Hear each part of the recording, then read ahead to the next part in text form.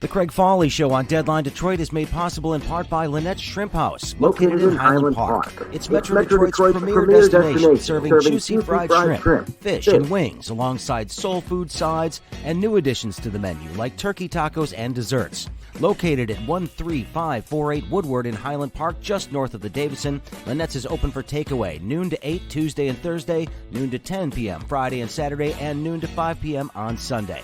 Call now, get some Lynette's. Hey, greetings, everybody. Welcome to the Craig Foley Show on Deadline Detroit. It is Friday, which means it's time for another edition of the week that was.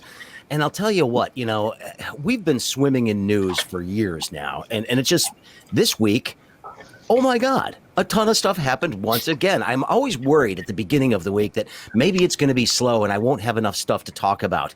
But we end up going over every week because there is so much crap going on. And if we neglect some of these things, we look foolish. So we cannot do that. There's a lot to get to this week. And I'm really, really glad to have an extra large panel with me today to help me break it down, including, of course, Nancy Derringer and Alan Lengel from Deadline Detroit, as per usual. Hey. And I want to give a little I'll give a little backstory in a second here. But we also have a couple of lawyers with us. Todd Perkins is back with us once again, as is Steve Fishman. Thank you.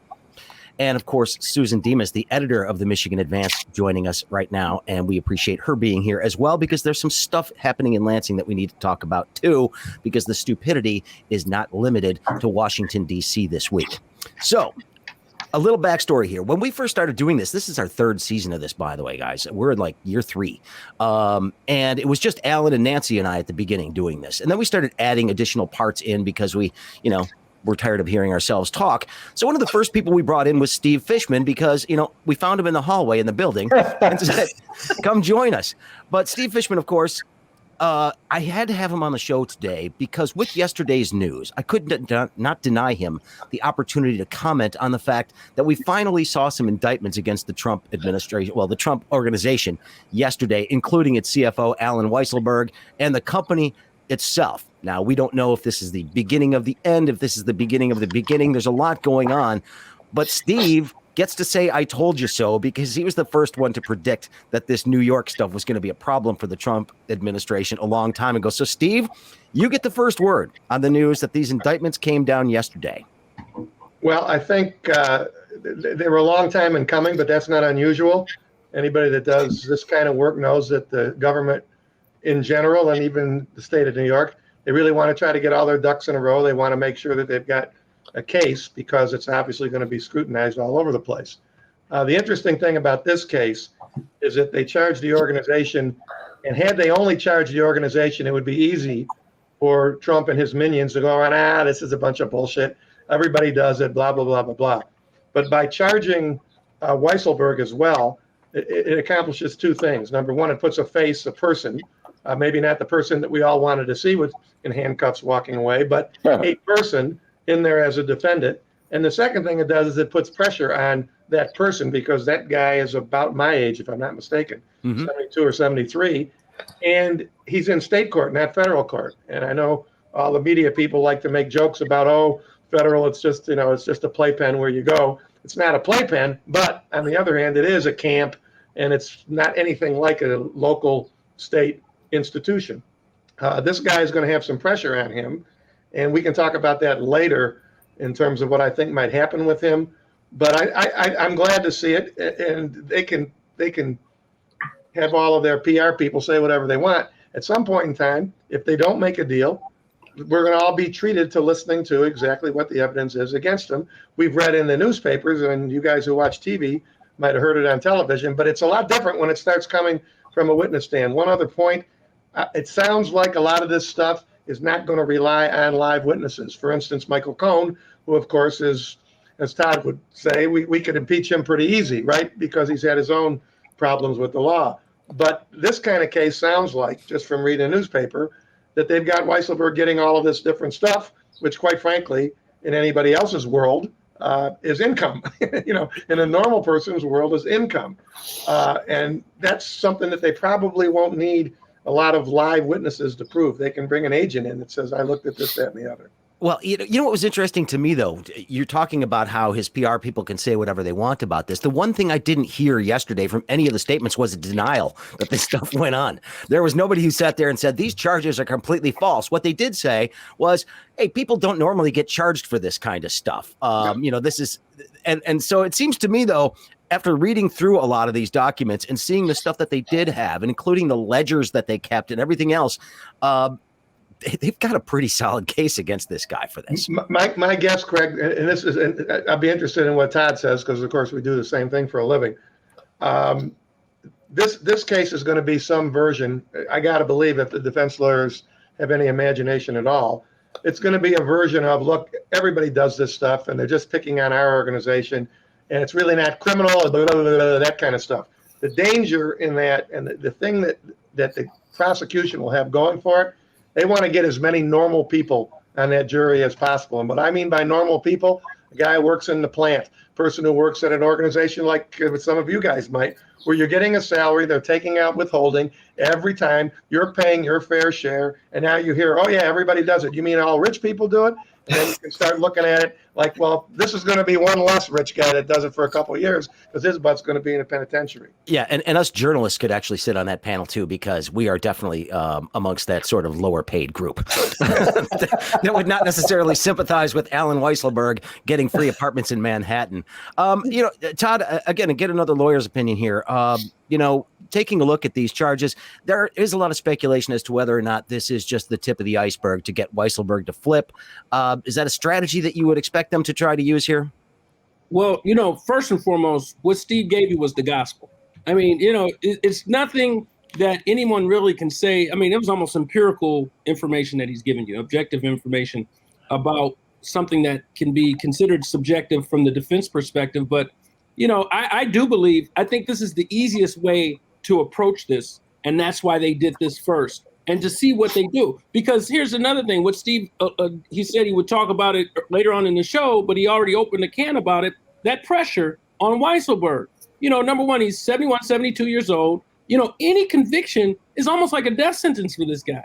Because, no one's going to have, at sentencing, you can make these arguments to go below whatever the guidelines may be, but who's going to have some compassion for a guy who works for, this Leviathan, evil. He won himself. But, number one, I look at it, it's going to be interesting who they choose as defense lawyers, because the reality is Steve and I, we do defense work around the country.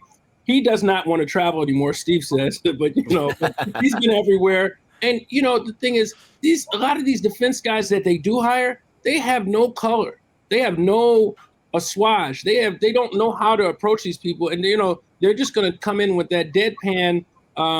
Everyone does it. That's dangerous. I mean, go ahead, Alan. I have a couple of questions for the lawyers here.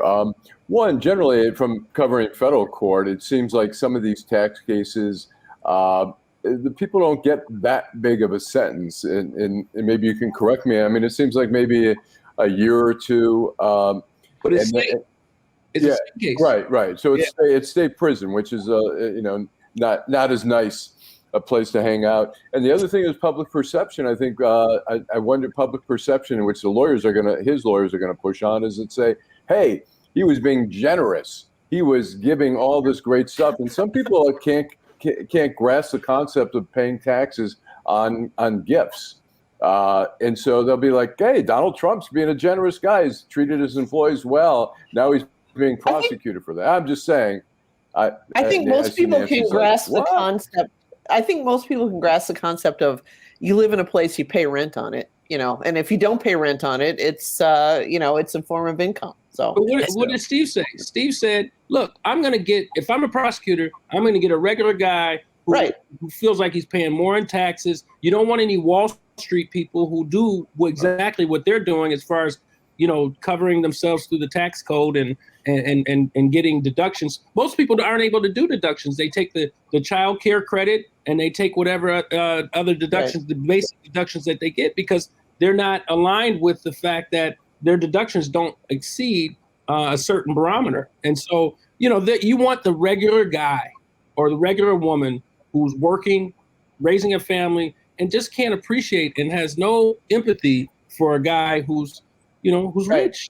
And well, go ahead, Nancy. Just very briefly, I think the tide is changing in this country. I mean, for a long time, it was hard to get people to resent the rich because they always say in America, everybody thinks that their fortune is just around the corner. That it's that they don't see that this is a fundamentally unfair system where Donald Trump can inherit a bunch of money from his rich father and then game the tax code some more and cheat some more and get richer off of it. I mean, they think, well, good for him. That's the American way. But I think the tide is changing. And I think people are starting to understand that there is this sort of entrenched ruling class that plays by this different set of rules. And, well, but I think there's something a little bit different, though. There are a lot of rules that they can take advantage of and do it legally. But this is illegal. I mean, what they're talking about here. And Susan, I want to get your take on this, because any shock from you at all that, they start looking into the Trump organization and they already find some shady crap at the very, at the very beginning. And I think it gives them carte blanche to keep looking as long as they want to. And I mean, these records are far from being looked at this point, I think. Yeah. And then, I mean, there's so much that the Trump administration did that, obviously Trump's Department of Justice was not interested in looking into. So, I mean, there just are myriad investigations right now. And I think that all of us are going to be reporting on stuff that Trump, his administration, his businesses, his organization, his kids did for the next decade or more. Greg, let me try to tie up what we were talking about in terms of how this would be presented to a jury. You're talking about different kinds of people. Everything in a trial is based on how things are presented and the manner in which people talk to jurors. I mean, if someone was to ask me what's helped me the most in terms of 48 years of doing this, it's that I generally have the ability to talk to people like I'm standing on 7 Mile with them, just shooting the shit. And I think in this instance, what Alan is talking about, what Nancy's talking about, you have to cover that stuff in voir dire when you're picking the jury, if you have the opportunity to. And if you don't, you have to cover it in an opening statement. And you have to tell people in regular language so that the regular people on the jury feel like you understand them. You can't be a prosecutor and start talking over the top of everybody's head. You can't be a defense lawyer like Todd was talking about and just have this wooden way of talking. You've got to get that group of jurors to understand, here's exactly what I'm saying. Here's how it would affect you in your life. You know damn well what you do every 2 weeks. You get your check and it doesn't have the entire amount of money in it because people have to pay taxes. And when they start up with stuff about, the rent and the this and the that, just remind them, which any good prosecutor will do. Really? Can you do that? Because you're allowed to say that in your arguments. Can any of you do that? And when they can't, then you can turn and say, that's why he's here. Because he's not supposed to do it. And now it's your turn to pass judgment. And that was all off the top of my head. So I'm sure those who are reviewing their case for months and months and months can do it a lot better than that. But that's basically what I'm saying. Well, here's the thing. Here's the thing. The reality is what Steve was saying about that pressure. I go back to that. The likelihood is I'm thinking the guy's never going to sit in that seat because he's going to cooperate. And if he cooperates, one thing about it, and Steve doesn't have as much experience in cooperation because his clients, he doesn't represent people who cooperate for the most part. But, at the same time, he has experience in it because he has to deal with it at trial because he's facing another guy. He's representing another guy. But the thing about it is when they sit a guy down, they're not just going to ask him about these tax records. Everything becomes fair game. And that's the only way they're going to want to talk to Weisselberg. That's the only way. And so now if he decides to cooperate, there's going to be a deluge of information that they're not privy to right now that will open up the floodgates to anything else. And I believe that's really, they did this case as a determination and whether or not they could use them as a linchpin to gather other information for other prosecutions. They're going to come anyway. I believe those prosecutions are coming anyway. But if they can come with the benefit of someone like Weisselberg, who's been at the, tied at the hip with Trump organization for so many years, Well, I mean, for me, I think the biggest threat to Donald Trump right now is not necessarily even the threat of prosecution, but it's the threat of the destruction of his business. Because if there are charges about tax evasion and all sorts of business problems going on with the organization itself, a lot of those banks that have been lending him money are going to get real skittish, and they're going to start getting to trying to muscle their way to the front of the line to collect on whatever they're owed before this whole thing comes tumbling down. Yeah, but the thing is, Craig, you guys know, Susan knows you're in this business. All he has to do is send out another one of his requests, if you want to call them that, and you got lines and lines of people who are still, as P.T. Barnum said, right, there's a fool born every minute, and there's a ton of them in this country willing to give him, he can pick up, $250,000 in 15 minutes. So I don't think he'll go bust. I like the idea of him getting locked up a lot better. Might not go bust, but his children's fortune may be threatened by this. I mean, their ability to continue the grift is something that is going to be severely threatened by this. They're grifters for life.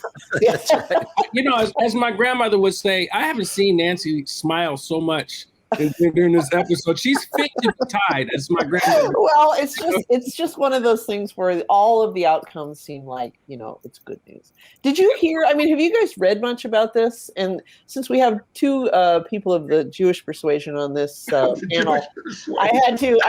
I read a.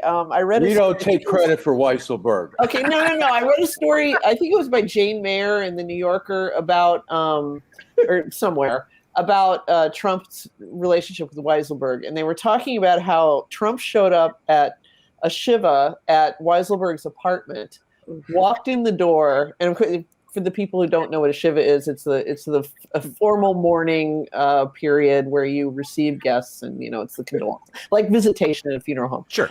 And he walks in the door and he says, "My CFO lives in a dump like this," and then during the course of his visit proceeds to try to pick up some woman who is also there. So, he's just such a classy guy. I was going to say, I mean, did he start bitching about the election results too while he was there?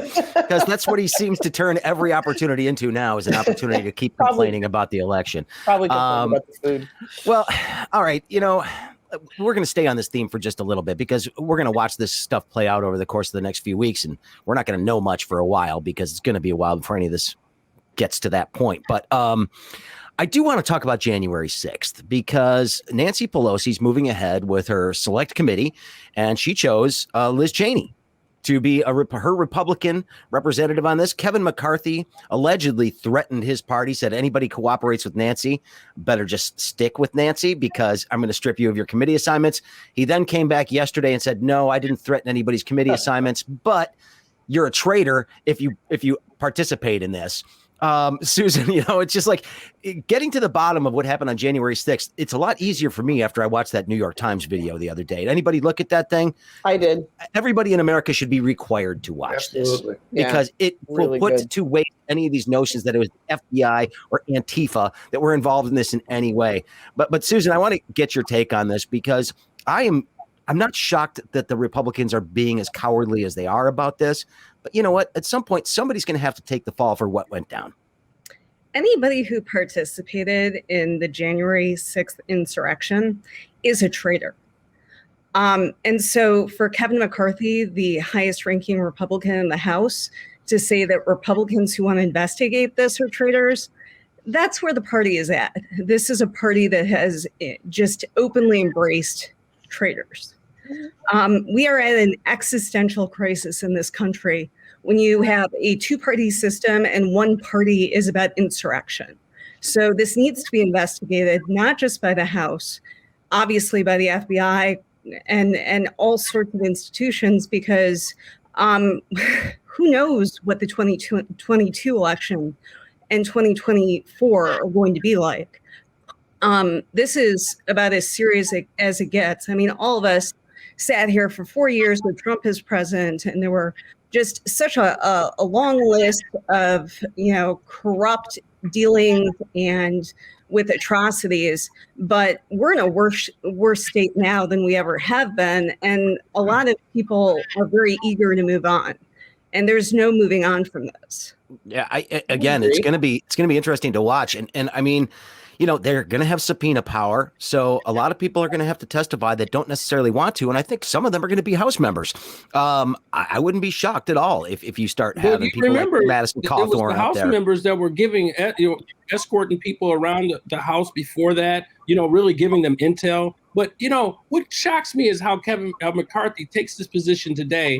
But, I was watching Rachel Maddow last night, and she kept on playing January 13th when he says Trump needs to answer for this. He was he was coming out so strong and all these other things. But I mean, reversal of course, are they not accountable for what they say? I mean, it's just I just don't get it. I don't understand how the American public is so incensed. And my position, it's all got to do with race. It really does. It starts at the core of it, and this is where it starts. Well, there were rallies. It's all about race. There were 2 votes this week that were quite indicative of that position, Todd. The other one was on whether or not to remove Confederate statues and portraits from the U.S. Capitol. And the Republicans all voted against that, too, which is just Kevin McCarthy. Here's the great thing. He goes out there yesterday talking about this vote, or 2 days ago, I think, and says, well, you got to remember, the Democrats are trying to run from their racist history because all the statues of the people that are out there are Democrats. I'm like, okay, that is probably true.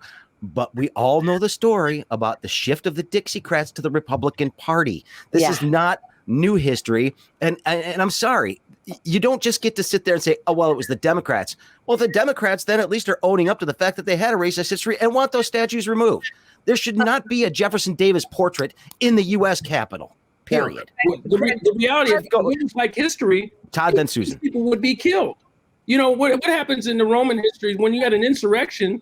Those people were lynched, because you it's almost like a cancer. You cut it out, and when you cut it out, and I'm not necessarily saying that in today's time with the people who on January 6th and things like that, but that's what happened in history, and it's worked for 5,000 years. It's just not the way it's been working in the past 200. All right, go ahead, Susan. I'm sorry. Actually, to the credit of most of the Republican caucus, they did vote to remove the statues. In Michigan, you had Jack Bergman and Lisa McClain were the only ones who voted no. And they were in a minority. But I mean, this is such basic stuff. I'm not sure anybody deserves a real big pat on the head for it. But, at least there was one pretty good vote by many Republicans. Yeah. But I mean, the fact that there's so many people that are just so afraid to even admit that some of these people were the enemies of the country, and that some of these institutions that we fought the Civil War about, they can't even admit that what was going on here. We're so afraid of this.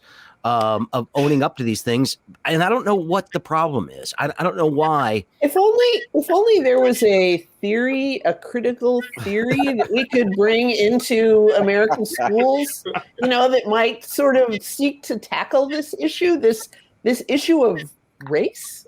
Maybe we could call it critical race theory. Well, come on, Nancy, that would be indoctrination of our children. Yes, and as I said last week, I'm the only one that gets to indoctrinate my kid. So, I mean, it's just, but those 2 votes this week were really, really bad. And I mean, here's the thing. Had they just voted a few weeks ago to go ahead with this investigation, it would be over before 2022. Now it's going to go into next year, which is an election year, which is exactly what the Republicans don't want. So I think, there's no way that they were just going to let this go and say, oh, the Republicans don't want to participate. We're not going to look into it. Absolutely, you're going to look into it. And now it's going to be dragged out for a lot longer than the Republicans wanted to. Now they're going to force them to subpoena people. They're going to bring them in and they're going to grill them. And they should. And they're going to people are going to look foolish for this. And again, that New York Times story this week really illustrated who was organizing this thing, who was getting people riled up. And when you see those people at the rally and Trump says, we're going to go to the Capitol, and all the people are saying, yeah, storm the Capitol. They've timed it up perfectly. You can see that they were definitely incited by the man making the speech. And Trump's going, I'll meet you down there. Yeah, exactly. And of course, he had no intention of doing that. Did you? So you watched that, and it was. Steve said he watched it. I watched it. I watched it last night. It was. I meant to watch it. I haven't had it. It's intense. It's really intense to see intense. the absolute anger on the faces of these people and the rage. And I mean, it's just like, wow, what are you so pissed off about? Exactly. Well, the thing that I found, I mean, there's always something you learn in a piece like this, even if you've been keeping up, was that one of the guys who was piling furniture against the door was that guy from Georgia who later said, oh, it's just another tourist visit, So I mean, the self-deception and the things that they expect their constituents and intelligent adults to accept, it blows my mind. So, if that's a tour, I will never go, if that's what they call a tour, I will never go on a tour. That's the worst tour ever. Go ahead, Susan. The fact that Mike Pence's brother, who is a congressman, has voted against any kind of investigation to find out who is trying to kill his brother pretty much encapsulates everything. Exactly. That's very true. I really want to go to Thanksgiving at the Pences this year. Awkward. It is going to be strange, but I'll be watching that very closely. And I really think that this is not going to be good for a lot of people. There's some people who are going to have to answer this. And frankly, it's a level of cowardice that I have not seen in Congress before. And that's saying something, because there's plenty of political cowardice in this town. But this is just actual cowardice on their part to not want to own up to what happened. And the fact that the lies that you perpetuate allow this kind of thing to happen. And if you try to sweep it under the rug, somebody's going to trip over that bump in the rug, and they're going to get you for it. I mean, it's stupid. And if they would have just cooperated from the beginning, this thing might be over by now, and it could have blown over before the election year. Yeah. So, all right. How about this one? This is not like one of the biggest political stories, but it caught a lot of people by surprise. And I got a couple of lawyers here. Bill Cosby got out of jail this week, which I think surprised a lot of people. His conviction overturned by the Pennsylvania Supreme Court because they said that the prosecutor had an arrangement that he broke. And I think a lot of people were really upset that he got out. But at the same time, the rule of law is the rule of law. This prosecutor looks like he really screwed up. Who's got some thoughts on that? Because go ahead. It's not the same prosecutor. What's that? First. It's not the same prosecutor. Go ahead, Steve. You go. Yeah. It's not the same prosecutor who negotiated this. And, we've talked about this, and I think Steve and I have talked about this off, not on the show, but, it was really the new prosecutor who comes in, who's looking, a lot of these guys are looking for bumps in the ratings, and, and they get it from this perspective. But that was something that was argued during the course of the trial that should have been granted at the time of the trial. And it just took 2 years to do it. And I understand, from some people's perspective, Bill Cosby's a monster of sorts, if you believe what he did. But at the end of the day, what would motivate Bill Cosby to give a deposition and agree to settle and pay millions of dollars on this case if there was no agreement in place not to prosecute? That was something that was done. I don't know as much about it, and that's where I was going to take the lead, let Steve take the lead on it. But my understanding was that his lawyers from that time, I believe in 2004, did not subsume and close that deal out, so to speak. So, but he should have never been prosecuted, at least for this case. Steve, go ahead. So here's the story as far as I can tell. First thing, I'm sure Susan is about ready to say this because I'm sure she knows this. You have to keep in mind who the original prosecutor was. None other than Bruce Castor. You may remember him, who made an ass of himself at the impeachment hearing in Congress. Okay, this happens to be the same guy. Number two, as Todd said, when you make an agreement, you guys know about, obviously, Gabe Leland's case. The agreement was all out there on the record. Everybody could look at it. When people of the media called me, I said, hey, what, you want to see a copy of the order? There's an order entered in the federal courthouse that says the case is dismissed with prejudice. Why do we do that? We do that because courts speak through orders. Prosecutors speak through things that you can take to the bank with you, not necessarily meaning money, but a piece of paper that has a signature on it, okay? Whoever Cosby's lawyers were, my understanding is from being on WJR the other day, the lawyer is deceased now. So I feel terrible for the guy that he's deceased, but Cosby would have been better off if he had been deceased before he entered into this agreement. Because I can tell you this, there's not a lawyer on the planet knowing what he knew.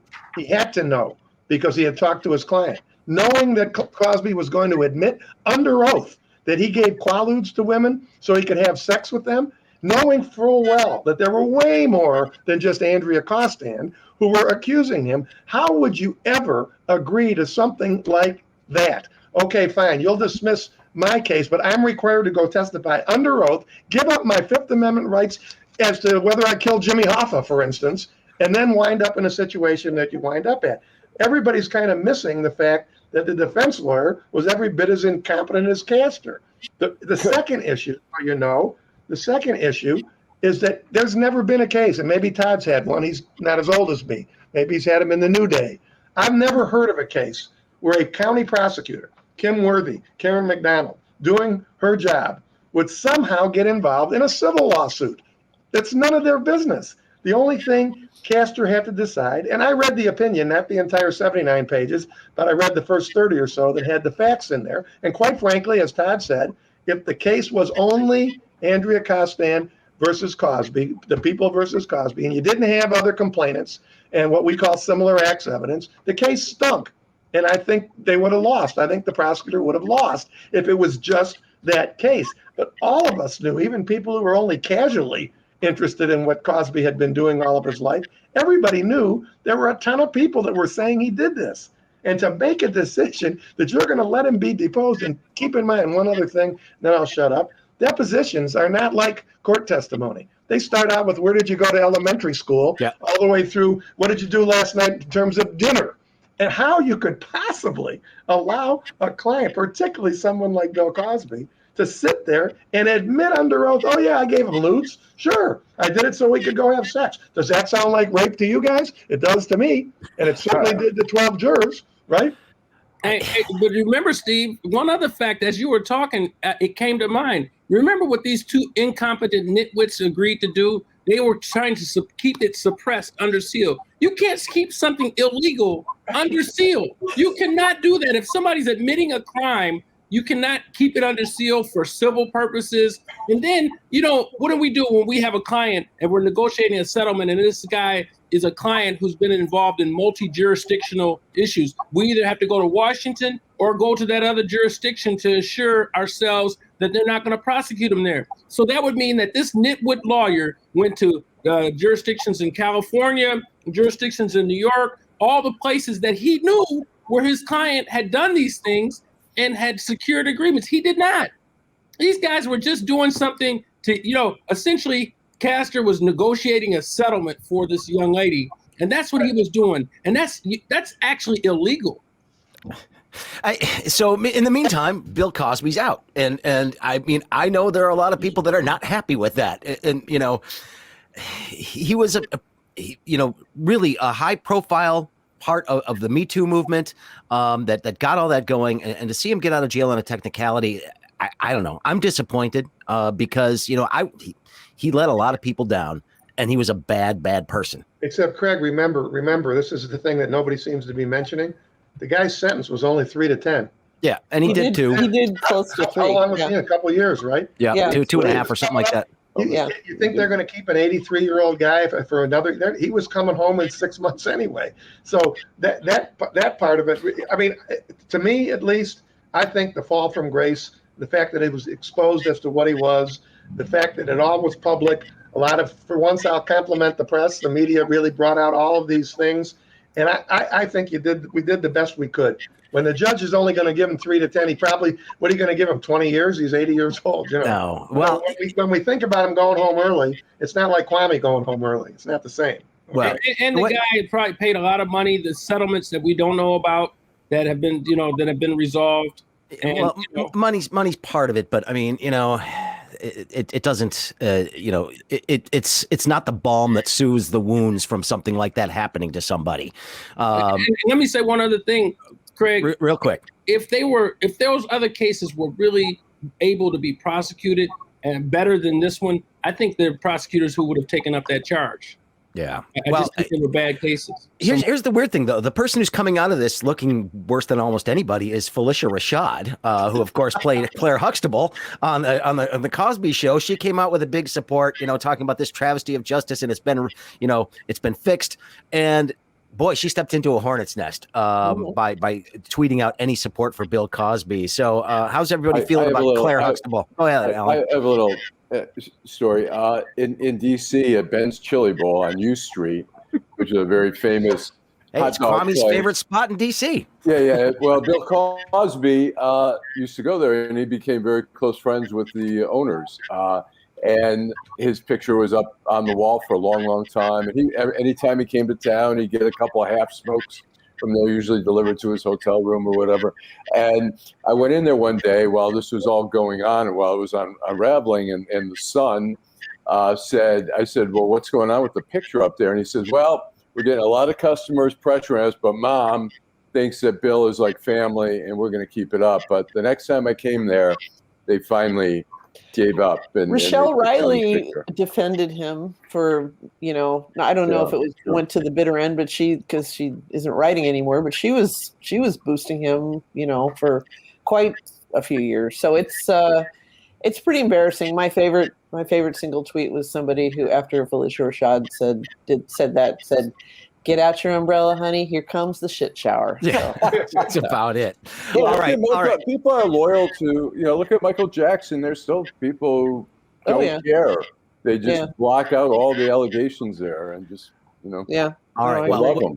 We've got to move on here. And I didn't put this in the rundown for today's show, but I definitely needed to talk about it. So I've got a little video here. It's very short, but this is just great moments in press conference history.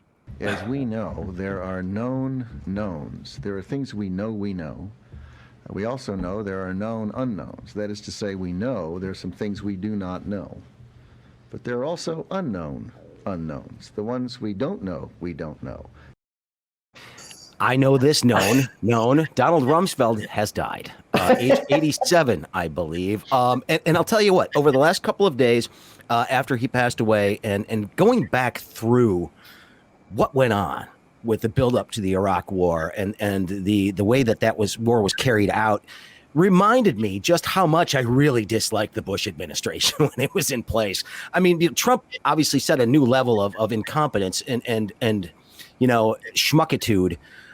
But Rumsfeld and Cheney and that whole gang were responsible for some really, really bad stuff. Arrogant is exactly right. And I mean, and I learned this. I didn't realize this.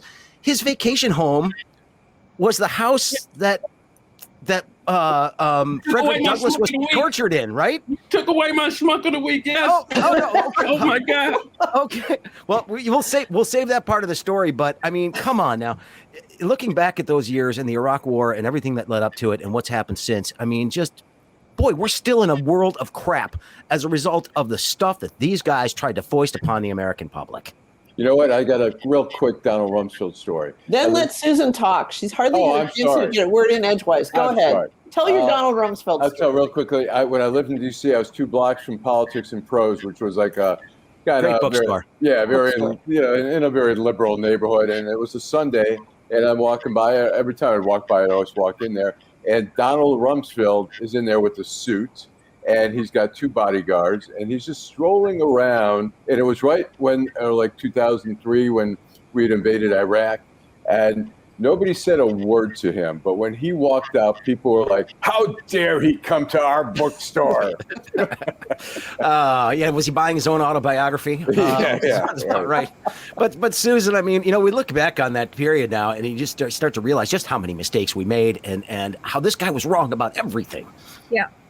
Yeah, and looking back, I think that the press comes off really poorly because there were a whole lot of things that, because of the aftermath of 9/11, and we're also scarred, that we did not ask the right questions. We were browbeaten into, taking this patriotic stance, and of course we wouldn't be lied to about WMDs, and Rudy Giuliani was a hero.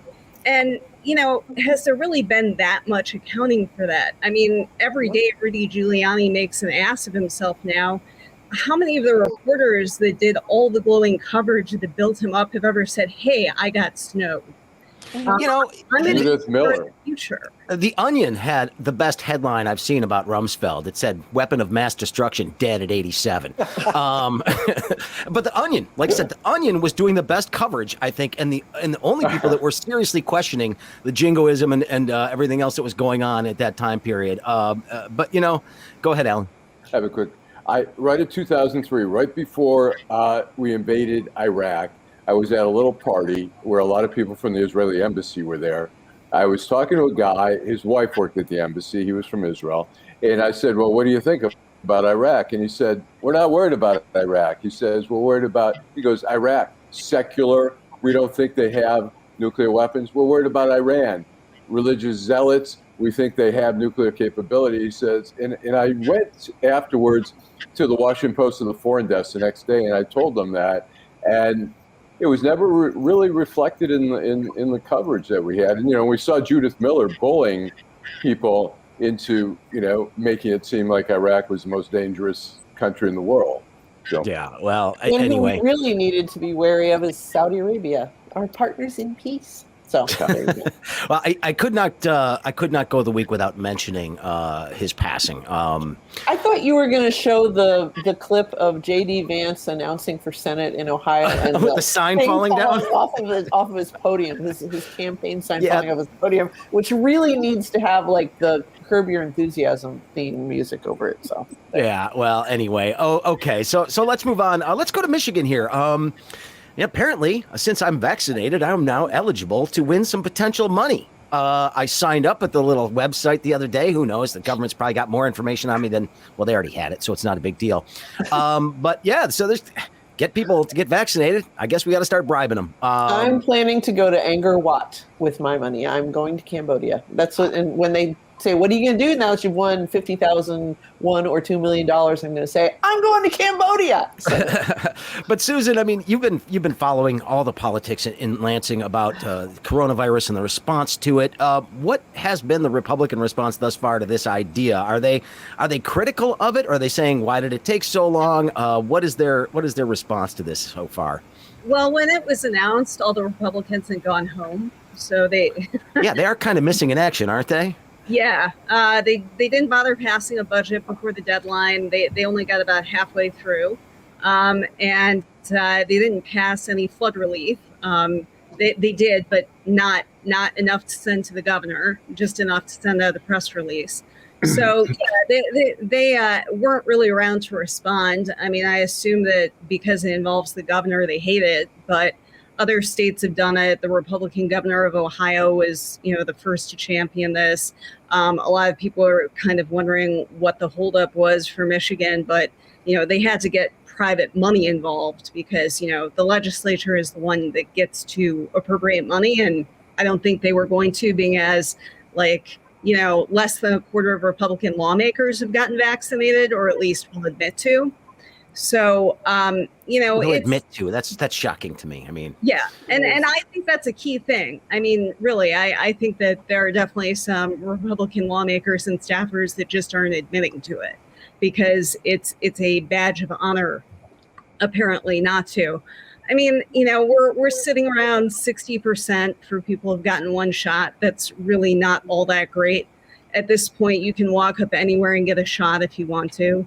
I visited my brother, who I hadn't seen during the pandemic. He lives out in San Francisco. They hit 70% herd immunity when I was there. Everybody still wears masks outside. It's a totally different world out there. So you can see why they're doing fine and we're not.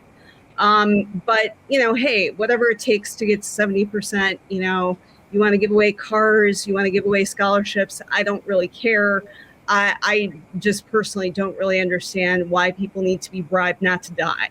Well, here's the thing, it's interesting is like last week, I think it was last Friday, there were 40 cases reported for the day. And yesterday we had 228. We're seeing a creeping up again. I'm going everywhere and there's the majority. I was in the bagel shop yesterday in Ferndale. And about you didn't stop by. Yeah, about 40% of the people were wearing masks, including me. And the others were not, including the help there. And I see, as long as we have a high percentage that are not vaccinated, and we have this crazy variant out there, I think we're premature in thinking it's all gone.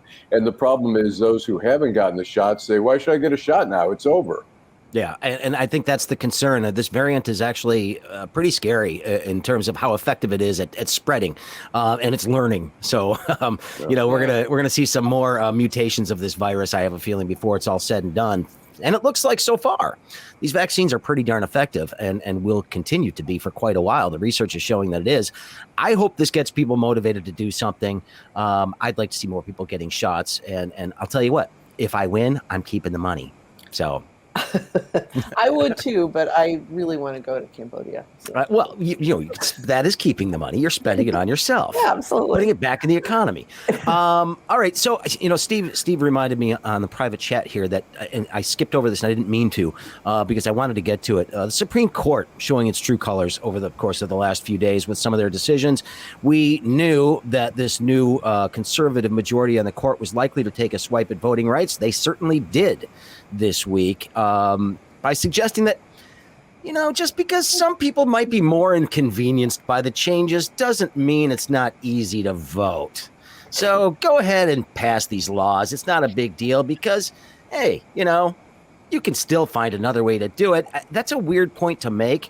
And so it seems to me that they went out of their way to not only discourage, to try not to discourage, voter suppression, but to sit there and say, hey, if you follow these guidelines, here's how you do it. It's almost like they gave them a path forward on this one. Who wants to chime in? Or told them to go move to another state. Yeah, well. You don't like the state's rights, Go ahead, Steve. I think that what this shows is the same thing that it showed in Shelby County, that our Chief Justice, who everybody is now trying to lionize because he might stand up against the other four complete right-wingers. I think what Todd said earlier is true. Both of us have seen it our entire life. It's all about race. It's always been about race. What you have are white people, Alito, Roberts. I'd like to have a chance to cross-examine them and ask them how many black people are they related to? How many black people did they live with? How many black people did they go to school with? How many times have they ever even gone in a restaurant where more than 50% of the people in there were black? Because what about Clarence Thomas, who is black but doesn't? Forget Todd and I have other words we would say about Clarence Thomas. Yeah, I concur. Okay, I concur. So the point being that when you read it, and Craig, you said it exactly. I don't care what the actual words were, but that's what they meant. And only white people who really don't A, know anything about black folk, and B, don't give a shit about black folk could actually say things like Alito wrote in there. Because critical race theory, they don't want to talk about. I think they've heard of slavery. They've heard of the Civil War. I think you would hope they go to Harvard and Princeton and all these fancy schools. When you see opinions like that, back with Shelby County, remember when Roberts wrote that? Well, it used to be that way, but look how much progress we've made. And then let's go to January 6th and see now how many black people were involved in this storming of the Capitol? 2 out of thousands and thousands of people. I mean, but they were leading the whole thing. You have they were Antifa. Right. You have to be able to be willfully ignorant of what the situation is in the country, or you have to be so isolated in your ivory tower that you refuse to recognize what's going on. And one would think, just my last comment, since Shelby County, since this election, Susan will probably know because she follows this. I don't know how many bills have passed in how many states, but do you think that might have woken up the Chief Justice and say, hey, you know what? Maybe I was wrong. Maybe these white people ain't ready. Maybe they're not ready to have black people be the same as them. But no, they write this opinion as if these statutes have never happened. Well, Susan, I do want to ask you about Michigan, and there's a number of bills that have been floating around in the state. What's the total number that we've got in Lansing right now? Voting bills? You have 39 in the main package, but there are assorted other bills as well. And what's the likelihood that any of these actually become law? Oh, they all will. Because even after Governor Whitmer vetoes them, we'll get a ballot measure. And all you have to do in Michigan is collect signatures from basically 3% of the population. Then the legislature will pass it before it even goes to the ballot. And it will be law. And then we'll have to litigate it in court. And we've all seen that the Supreme Court is sending out the bat signal that this is all fine. Yeah. And that's something, by the way, if anybody wants to check it out, I had my friend John Lindstrom on the program a couple of months ago talking about the need to get rid of that provision in the Michigan Constitution that allows for voter referendums to go to the legislature and bypass the governor. It is a really awful, strange system that has been utilized on a number of occasions to pass really crappy bills. But as a lawyer, we've always looked to, a lot of people don't look to lawyers for a lot of good things. But, we always look to the Supreme Court to right some of the injustices. Like the Warren Court, we never thought the Warren Court was going to do what it ultimately did. But, that's why they're supposed to be there for life. They're supposed to be there and see these things. Like Steve was saying, they're supposed to step in when these rest of these 43 states of white folks, maybe 44 states of white folks, are just not ready. And that's what the Supreme Court is there for, to do what is right. But I mean, it's actually disgusting.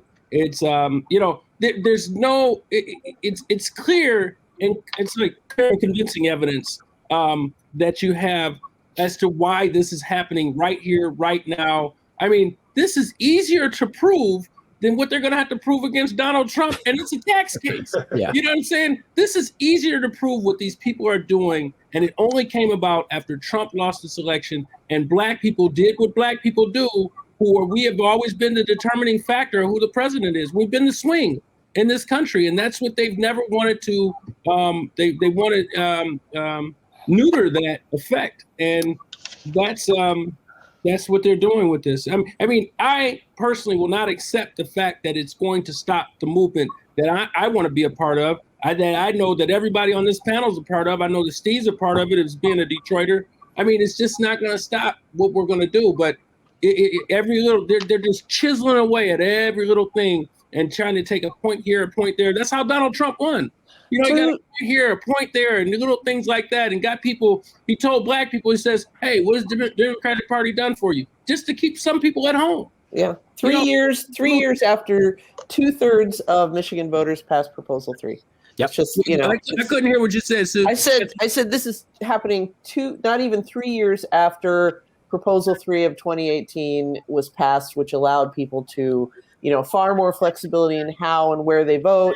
Right. Apply, and after the November election, which ran extremely smoothly in a remarkable year, dealing with this dealing with this crazy election and a pandemic and the new laws that Proposal 3 allowed, and they're going to do it anyway because, P.S., they're bad people. Well, no, it's only 9 months after Trump lost, so Yeah, right. Yeah, and don't forget those voting reforms passed by a vote of the people. Yes. By a 2/3 margin. Yeah. I mean, this was a big deal. But Republicans feel they know better. Yeah, well, of course they do. All right, we've got to move on. We're running out of time. We've got to get to Schmucks in just a little bit. But before we get to that, I want to talk about a couple things in Detroit. I feel really bad for a whole lot of friends in the community that have been dealing with floods. I mean, it was awful here. Definitely showed that we've got some flaws in our infrastructure here. Candace Miller, of course, from Macomb County, the drain commissioner out there, used this as an opportunity to blast the city of Detroit for their operation of the pumps in the water system here. But man, I mean, there is tons of garbage out there and people like throwing away their family possessions. This is, a 100-year event that's happened twice in 7 years. Mm-hmm. It's just awful. And so for all those people, I definitely, want to say, hey, I'm sorry that you're dealing with all this kind of stuff. I offered to go help a friend the other day. He was gracious enough to say he didn't need my help, but at least I offered because I saw too many people emptying out all their personal belongings from their basements. It was pretty bad. And then the fact that the Michigan State Police had to put out a tweet with a picture of people swimming and kayaking on I-94. And he's just like, there's literally poop floating in that water, people. Like, do not do this. It's gross. Well, actually, I don't know if the freeways had sewage on them, but they did have. I mean, I got a picture from off of Instagram and asked the guy. I used it in the Deadline Detroit newsletter. It's a drone shot taken from overhead of a couple of stranded cars, and you can see the oil slick that is going kind of, downstream from them. It looks like the USS Arizona at the memorial in Pearl Harbor with the oil slick. And it's like, that's what you're swimming in. That and all the other crap that's on the freeway. Think about how much crud is on the freeway, like auto parts and glass and busted things and springs and all sorts of weird stuff that normally, you hit with your tires and have to fix a flat. But, then you step on it. That's going to be fun. Enjoy your tetanus shot, everybody. Yeah. So anyway, I had to mention that because that was a big story here, obviously, and hopefully we'll actually make some investments to fix it this time around. Mm-hmm. Also in Detroit, a big Wedding announcement this week. Mayor Duggan's getting married to Dr. Sonia Hassan after being very, very tight-lipped about this relationship while all these things were going on about make your date and all of that. Anybody got any messages for the happy couple? They made a date. Mazel tov. Mazel tov. But it was funny because the planes were flying around the golf tournament yesterday, which is about a mile south of my house. Bob Carmack had some flights that were going with the signs pulled behind the planes again yesterday. And one of them said, Hassan and Duggan, get married quickly so you don't have to testify against each other. Oh, my. Wow. Okay. That's an interesting comment from a guy like Bob who's about to go to trial on 4 felony counts. But yeah. Why would we mention that? That's not inconsistent. and absolutely unnecessary why he even had to put himself, his own hubris and stupidity, it really got himself in that position. And my I'm not necessarily a fan, but I mean, this is a personal situation. And I didn't like how he did that to the mayor. And, I think about his family. I think about him as an individual. I mean, he's not a bad person. I mean, he's a good person. And, how Bob Carmack did that originally, and I didn't hear about that yesterday. I'm glad you brought that up, but they were flying right over my house. Yeah, Bob Carmack is, look at the person who's sending the message. If you're going to follow that message, then, I don't disagree. Hey, real quick, before we go to Schmucks, Susan, you mentioned briefly about the legislature not passing a budget by the deadline. I mean, this deadline doesn't really have any teeth, but symbolically it kind of matters, doesn't it? Right. Yeah. I mean, if you look at the legislation that was passed, it's a target deadline of July 1. There are 0 consequences. But, this was something that the governor and the legislature agreed to after their first budget year together did not go very well. And it was supposed to give local governments and schools a chance to know what their finances were for the next year, because most of their budget years start on July 1. But the legislature couldn't get it together. And so, maybe they will next month. Maybe they will by September 30th. But the fun continues. Yeah. All right. Yeah. Well, we'll be watching that one, and I'll have you back on the program to talk a little bit more when they get down to the nitty gritty of figuring this stuff out, because there's a whole lot of money that's going to be available for a lot of stuff this year that has not been available in past years. So we'll see where that goes. All right. Hang on, everybody. And now it's time for Deadline Detroit's nominees for Schmuck of the Week. Boy, the nominees are plentiful this week. All over the place. Who wants to go first today? Alan Langle wants to go first. I'll go this because he's so obvious. Alan Weisselberg. Just because. Just because. Just because. He's so loyal to, I mean, his ex-daughter-in-law was on MSNBC the other day, and they asked, well, why isn't he, flipping and ratting out Trump? And she said, well, because Trump has some stuff on him. They say that he fears the Russian mob more than New York State prison. So I think that may be something that that plays into this. You never know. All right, that's a good one for Alan Langle. Todd Perkins, you had your schmuck, but I'm going to give you an opportunity to expand on that a little bit. Yeah, I want to hear more about this. And you, I think Craig was going there. So Donald Rumsfeld is the schmuck of the week. I think he might be the schmuck of the year. I mean, besides the absolute hubris and incompetence all rolled up into one. But yet, it's called privilege. He's a guy that had money and everything. But, his summer vacation home, I don't think it was his vacation home. I think it was his weekend home. He'd go there every weekend. It was the home in which it was called Mount Misery. And Mount Misery was the place where they took Frederick Douglass, because he was one of those incorrigible slaves back in the 1830s, and they took him there to break him. He was a guy named McCovey was an individual who was known to be able to break slaves. And the journals that Frederick Douglass wrote are part of his memoirs and part of his biography. Talk about the atrocities that were committed in that particular home. That's a home that Donald Rumsfeld bought and lived in as his weekend retreat outside of Washington. It's a place as about an hour outside of in Maryland outside of D.C. And this is the individual was one of the leaders of the country. I mean, but it says something about our country, though, when we have those individuals. And I don't think those individuals have changed. I just don't think they're living in Mount Misery. And it's still called Mount Misery today. Wow. So, yeah, it's this is, read more about Frederick Douglass. That's I had never heard that story before. Yeah, I just read about it this week, and I was like, why would you want to buy that house of all places? Yeah. I mean, what kind of a message is that? Doesn't everyone want to live in Mount Misery? I'm wondering if St. Peter greeted him as a liberator when he got there. We shall see. Yeah, Donald Rumsfeld is the worst. He's the worst. He's exemplifies Washington, as Todd says, privilege, ignorance, cluelessness. I mean, he was bringing in 1940s war, strategy. That's the word. Thank you. War strategy, and applying it to modern times, and it just didn't apply. And we saw the disaster that him and Dick Cheney created.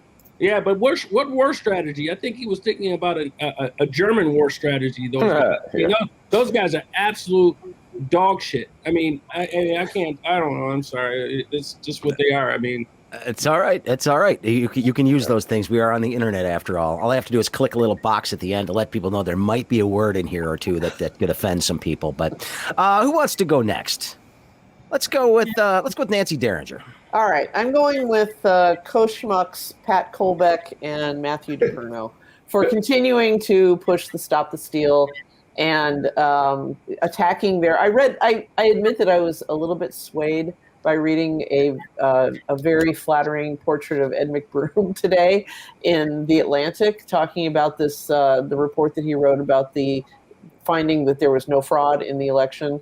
I did not know that he and his brother had married two sisters, and I knew that his brother had died and that he was a dairy farmer, but I didn't know all that. But anyway, Pat Colbeck and Matt DePerno are, of course, calling him a rhino, et cetera, and continuing to grift on their own. As is Donald Trump. Pretty much and Donald Trump's worried about a state senator from the Western Upper Peninsula in a border town with like 1,000 people. It's like, come on, man. Right, and talking about let's vote out Mike Shirkey. It's like Mike Shirkey's already been voted out by term limits. So Pat Colbeck though, but he's got to be a good guy because he has a little green cross right next to all his tweets. Oh God, the hell with that guy. So anyway, so that's fine. So Susan and I get to follow all these fun people on Twitter all the time and read through this kind of stuff just to, find out what the hell they're up to.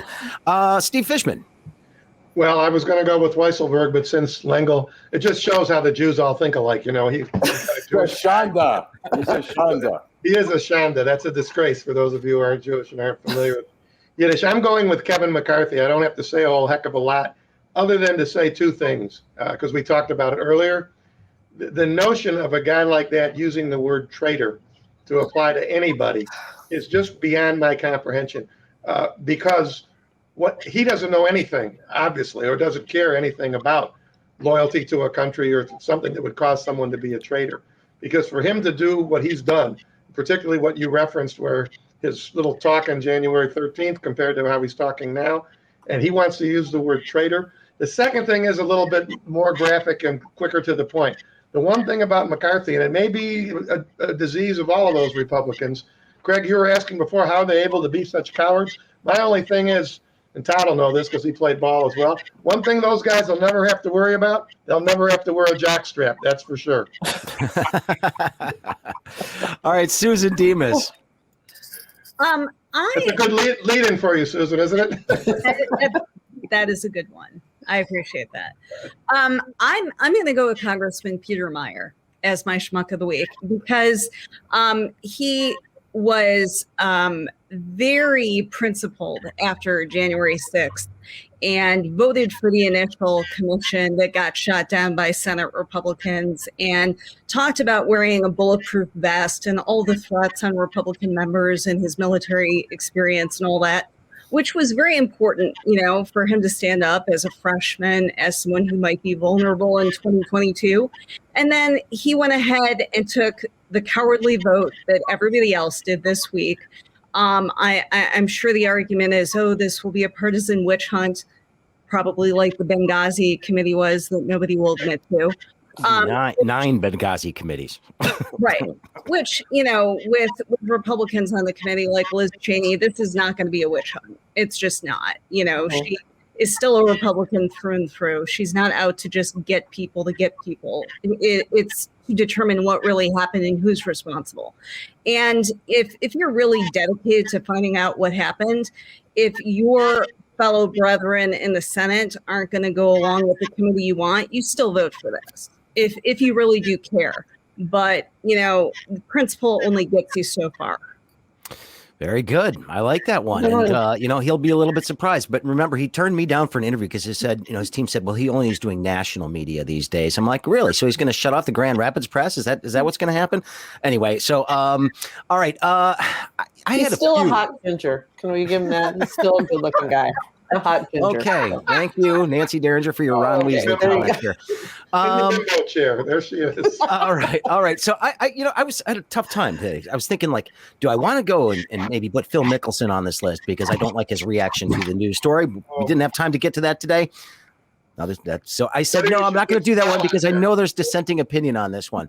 I was thinking about Washington State Representative Jim Walsh, who apparently knows absolutely nothing about what happened to our friend from Florida when she decided to compare mask wearing to the Holocaust. He showed up wearing a Star of David and talking about the loss of individual liberty, and again likened his state's lottery encouraging immunization. The state has a lottery, and said he likened it to the Hunger Games, and he wore a yellow Star of David, saying that this is very reminiscent of the Holocaust once again, and of course had to backtrack and say that maybe it wasn't as bad as the Holocaust having to wear a mask. Maybe, just maybe.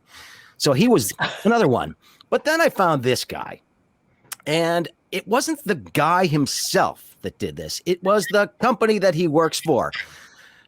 It's a guy named McCoy. He is Keith McCoy. He is a lobbyist for ExxonMobil. And he thought he was going into a job interview for another lobbying position, but he was actually undercover from Greenpeace, asking him all sorts of questions about what ExxonMobil did to lobby people against any sort of climate regulations and climate change stuff. He admitted everything that they've been doing all these years, funding these shadow groups that do these fake studies on climate science and everything else, and talking about how all they have to do is get two people like Joe Manchin and Kristen Sinema to go along with them, and they can defeat any sort of climate legislation that's coming down the pipeline. So this guy gets caught on camera doing it and admitting this is exactly what they do. But then ExxonMobil comes out and says, oh, he's not representative of the company at all. This isn't what we do. We believe in the Paris Accords. We want to do our part to make the environment better. And I'm thinking to myself, your dude just basically laid out your entire strategy trying to impress somebody else to get another job. And you're coming back and saying, oh, he's not one of us. Bullshit, ExxonMobil.